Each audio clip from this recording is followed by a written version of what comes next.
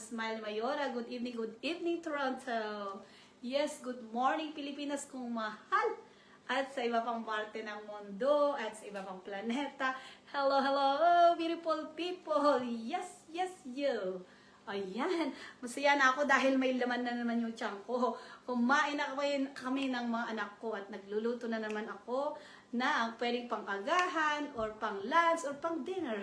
O diba, mas maganda pala yung magluluto na ako ng mga uulamin namin para sa susunod na araw, para mas masaya yung tiyan pagdating namin. O diba, true. O diba, pumunta kayo sa aking real video kanina.